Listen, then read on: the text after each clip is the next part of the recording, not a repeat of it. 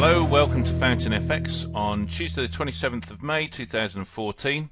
We are trading the Euro US dollar on the daily chart. We have a trade in here we've sold at the price of 136.45, and we're just going to do a quick trade analysis on this. Just one, to confirm if our plan was a good plan, and two, to get some feedback from you guys out there. So just that you're aware, info@fountainfx.co.za or info@fountainfx.net. Please send us an email and in reply to my question that will be coming at the end of this blog. So we are in a downtrend on this far right hand side of the Euro US dollar. We're looking at the daily chart, and if you can see where this line is at the bottom, it's also got a dotted line. That's where we've entered our trade to sell. Price broke below this area and has pulled back up to it, so we were looking at that as being an ideal area of entry.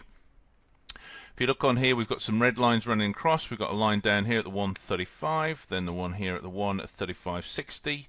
This was at the 136.50 area, and just above here there's another one here at the 137. So these are areas of support and resistance. So resistance at the top, support at the bottom.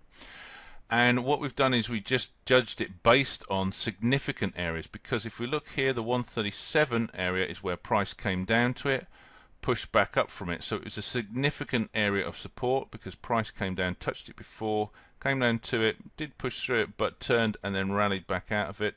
It was only at this point here, as price pushed as it went sideways and then finally broke through, that it then no longer was an area of support. So we could use this as a point of resistance as price continues to fall. So basically, in the last couple of blogs, we've been looking at this and looking at identifying areas of entry. So what we're going to do is we're now going to go and summarize where we are on this trade. And what I want to know from you guys is whether or not we should continue shorting, whether or not we should close the trade, and also then, if we do close the trade, whether or not we should be going long. So the answer is, are we going to short, close, or go long? Simple as that. Three answers. I just want one of the three, depending on what your opinions are. So we have taken a trade. We have got a plan in terms of what we've done, so it's very logical. So it's something that we can hang our hat on. We haven't just done it on a whim. And what's happened is that where we had this area along here at the 136.50 is previous support here at the lower level, and the fact that price broke through it, and also it was support here as well with this long wick that came out here and price pushed up. Similar here as well, as price pushed up. So we've got wick, and a wick here, and if you go down into a smaller time frame, you can see that that was where that price was using support. Now, if we do go into that lower time frame, we can see on the 4-hour chart where the candlestick bodies were. We've ignored that long wick, but candlestick body there and candlestick body there, and that's why we have this red trend line running across here as an area of support that we needed to honor. Because of spread and stuff like that, I decided to place my entry a few points below that, and that's where it was triggered on Monday. So price was triggered Monday morning and price went sort of sideways. Overnight, if we go down into the 1-hour chart, we can see that what's happened is that from where the trade was triggered overnight in the Asian session, price has rallied up. It's pushed up 20 points and then it's promptly turned and fallen back down. Where I've drawn this red line along here, this is the European Open this morning. So with the European Open, price has pushed down, it's gone below this area where our entry was, and then has pulled back up again. So we are sitting in this area of entry.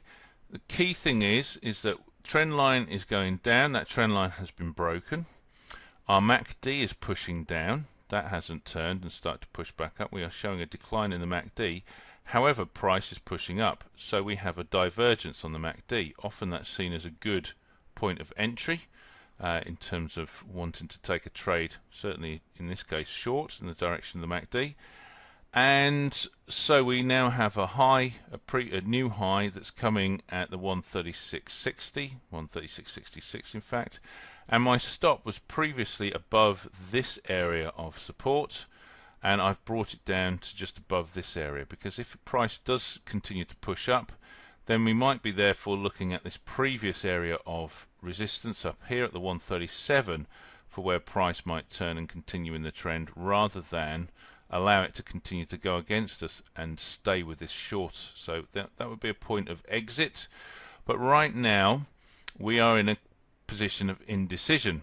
There's news coming out this afternoon in about the next hour or so on the US dollar, and then there's also some news a bit later on the euro, and then some further news on the US dollar. So this afternoon there's news coming out. If it's positive for the US dollar, we hope, doesn't necessarily guarantee it, that price will then fall on the euro and we will continue in this downtrend, in which case our entry price will be honoured.